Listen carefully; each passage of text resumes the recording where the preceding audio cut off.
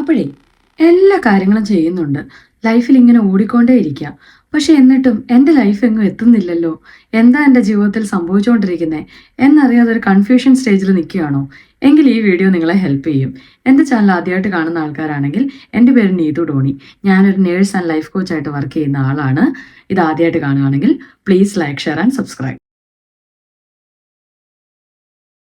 അതെ, അപ്പം നമ്മൾ പറഞ്ഞതുപോലെ എല്ലാ കാര്യങ്ങളും ചെയ്യുന്നുണ്ട് കറക്റ്റായിട്ട്.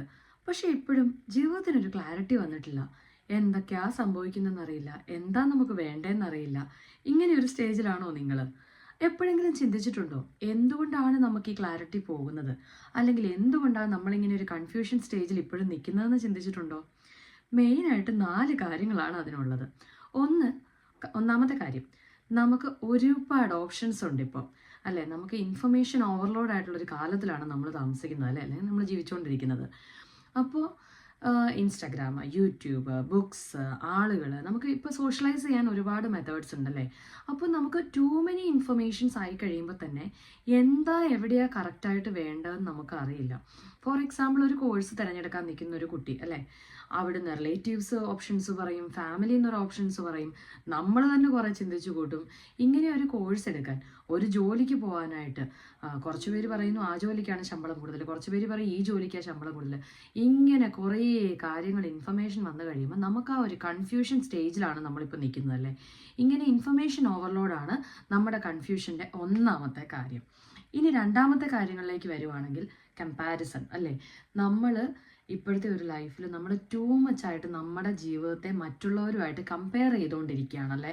നമുക്ക് എന്താണ് ശരിക്കും, അവർക്കതുണ്ട് നമുക്കതില്ലല്ലോ, അല്ലെങ്കിൽ അവർ നല്ല വീട് മേടിച്ചു, അവർ നല്ല കാറ് മേടിച്ചു, ഇങ്ങനെ നമ്മൾ കൺഫ്യൂസ്ഡ് ആയിക്കൊണ്ട് നിൽക്കുകയാണ്. നമ്മളൊരു നെക്സ്റ്റ് സ്റ്റെപ്പ് എടുത്ത് വെക്കാൻ പോകുന്നതിന് മുന്നേ ഒരു 10 പ്രാവശ്യമെങ്കിലും നമ്മൾ മറ്റുള്ള ആളുകളുമായിട്ട് നമ്മളെ കമ്പയർ ചെയ്യുന്നുണ്ടാവും, അല്ലേ? ശരിക്കും ഈ കമ്പാരിസൺ കൊണ്ട് നമ്മുടെ ലൈഫിൽ എന്തെങ്കിലും ചേഞ്ച് ഉണ്ടാവുന്നുണ്ടോ? നമ്മൾ കുറേ കൺഫ്യൂസ്ഡ് ആവുന്നതല്ലാതെ. ഇപ്പോൾ ഫോർ എക്സാമ്പിൾ, ഒരു കാറ് മേടിക്കാൻ പോകുന്ന ഒരാളല്ലേ, അയാൾ ചുറ്റുമുള്ള ആളുകളിലേക്കായിരിക്കും ആദ്യം നോക്കുക. നമ്മുടെ ഫ്രണ്ട്സ് ഏത് വണ്ടിയാണ് മേടിച്ചേ, അല്ലെങ്കിൽ അവർക്ക് ആ വണ്ടി നല്ലതായിരിക്കും, ഇപ്പോൾ അവർ പറഞ്ഞു ഈ വണ്ടി നല്ലതാണ്, ഇവർ പറഞ്ഞു ഈ വണ്ടി നല്ലതാണ്, അവരെക്കാളും കുറച്ചും കൂടെ നല്ലത് വേണ്ടേ. അപ്പം നമ്മൾ എപ്പോഴും ഈ കമ്പാരിസൻ്റെ പുറകെ പൊയ്ക്കൊണ്ടിരിക്കുകയാണ്, അല്ലേ? ഇത് നമ്മുടെ കൺഫ്യൂഷനും മെയിൻ ഒരു കാര്യമാണ്. ഇനി മൂന്നാമത്തെ കാര്യമാണ് വളരെ ഇമ്പോർട്ടൻ്റ് ആയിട്ടുള്ള കാര്യം. എന്താണ്? നമ്മളൊരു സൊസൈറ്റൽ പ്രഷറിൽ പെട്ട് കിടക്കുകയാണല്ലേ? Societal and family pressure.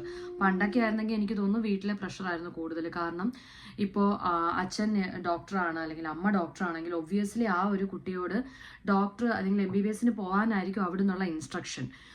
നേഴ്സിങ്ങോ എൻജിനീയറിങ്ങോ എല്ലാം ഇതേ ഒരു ഇതിലാണല്ലേ? നമ്മളുടെ ഫാമിലി അല്ലെങ്കിൽ നമ്മുടെ റിലേറ്റീവ്സ്, നമ്മൾ ജീവിക്കുന്ന സൊസൈറ്റി നമ്മളെ കുറച്ച് കെട്ടുപാടുകളിൽ പെടുത്തിയിട്ടുണ്ട്.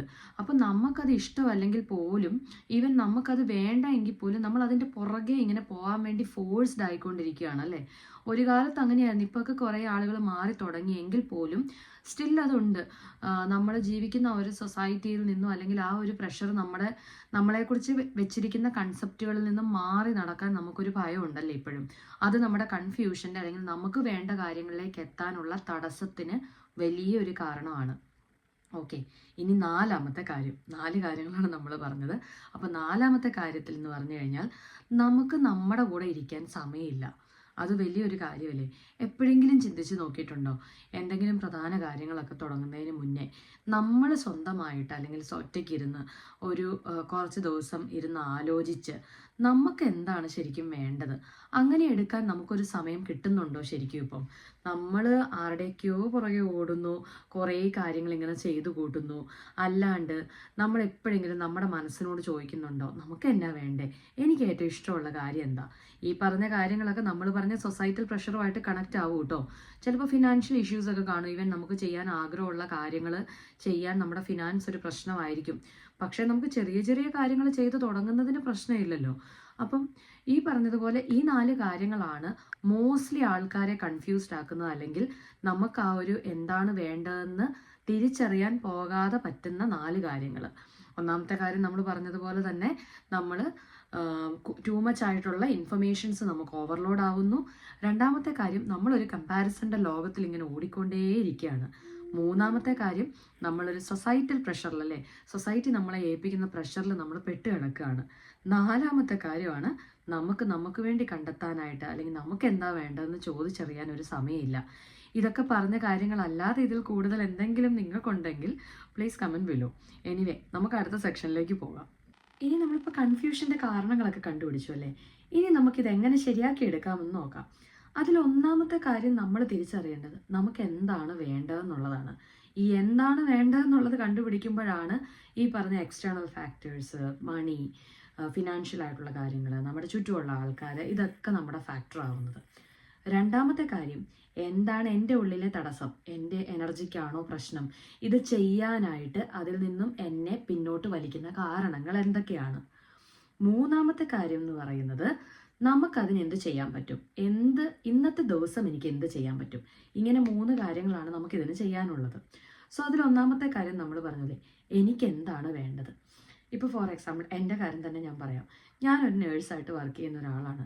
സത്യത്തിൽ എനിക്ക് നേഴ്സിംഗ് ഇഷ്ടമായിരുന്നു എന്ന് ചോദിച്ചാൽ ആ സമയത്ത് വീട്ടിലെ ഫിനാൻഷ്യൽ സ്റ്റേജ് അങ്ങനെയായിരുന്നു. നമുക്ക് പെട്ടെന്ന് ജോലി കിട്ടുന്ന ഒരു പ്രൊഫഷൻ വേണം. അങ്ങനെയാണ് സത്യം പറഞ്ഞാൽ ഞാൻ ആദ്യം നേഴ്സിംഗ് എടുത്തത്. എനിക്ക് MBBS പോകാനൊക്കെ ഭയങ്കര ആഗ്രഹമുള്ള ഒരാളായിരുന്നു ആ സമയത്ത്. അതുപോലെ ടീച്ചിങ്, എൻ്റെ ഒരു പാഷനായിരുന്നു ടീച്ചിങ് എന്ന് പറയുന്നത്.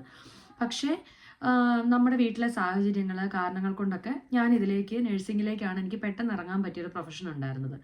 ഈവൻ അത് കഴിഞ്ഞിട്ടാണെങ്കിൽ പോലും പിന്നീട് അങ്ങോട്ട് എൻ്റെ ആ ഒരു പാഷൻ, അല്ലെങ്കിൽ പറഞ്ഞ പോലെ ടീച്ചിങ്, ഇതുപോലെ ഞാൻ ക്ലാസ് എടുക്കുമായിരുന്നു. എനിക്ക് അതൊക്കെയായിരുന്നു കൂടുതൽ ഇഷ്ടം.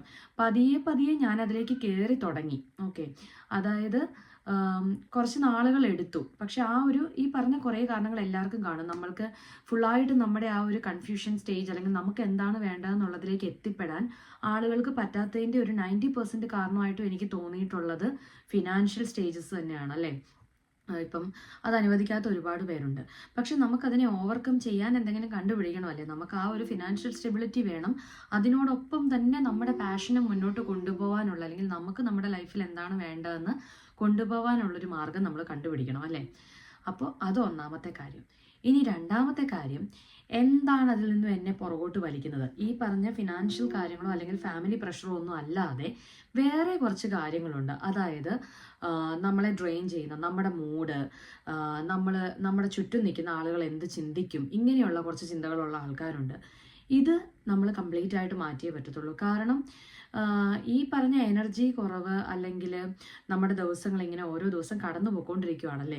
സോ നമുക്കായിട്ട് എന്തെങ്കിലുമൊക്കെ നമ്മൾ ചെയ്യണമെങ്കിൽ വേറെ ആരും നമ്മളെ ഹെൽപ്പ് ചെയ്യാൻ വരില്ല, അല്ലെങ്കിൽ പുറത്തുനിന്നൊരു എക്സ്റ്റേണൽ ഫോഴ്സ് കിട്ടിയിട്ട് ചെയ്യാമെന്ന് വിചാരിച്ചിരുന്നാൽ അത് ചെയ്യലുണ്ടാവില്ല.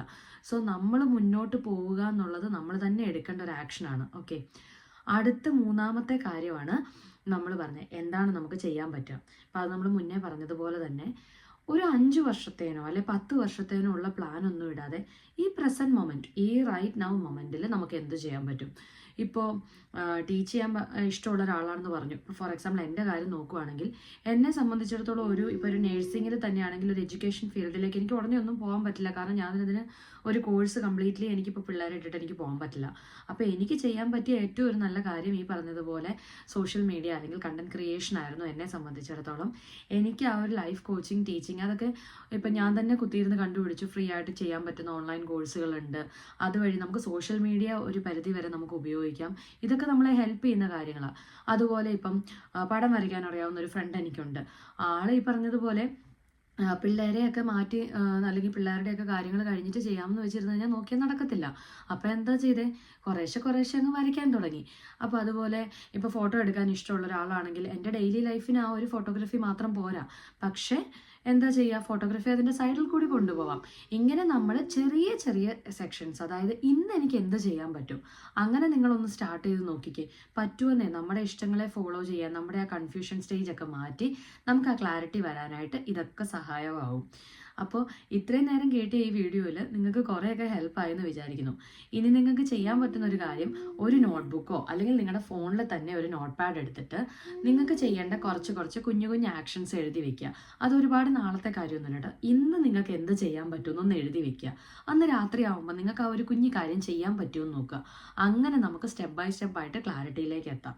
സോ ഇങ്ങനെ ലൈഫിലെല്ലാം ചെയ്തിട്ടും എങ്ങും എത്തുന്നില്ല, അല്ലെങ്കിൽ എൻ്റെ ഇഷ്ടങ്ങളിലേക്ക് എനിക്ക് പോകാൻ പറ്റുന്നില്ല എന്ന് സ്ട്രക്കായി നിൽക്കുന്ന ആരെങ്കിലും നിങ്ങൾക്ക് അറിയാമെങ്കിൽ ഈ വീഡിയോ അവർക്ക് ഹെൽപ്പ് ആവും നിങ്ങൾക്ക് തോന്നിയാൽ ഒന്ന് ഷെയർ ചെയ്ത് കൊടുക്കുക. സോ വൺസ് അഗെയിൻ എൻ്റെ ചാനൽ ആദ്യമായിട്ട് കാണുകയാണെങ്കിൽ please like share and subscribe. അപ്പോൾ ബൈ.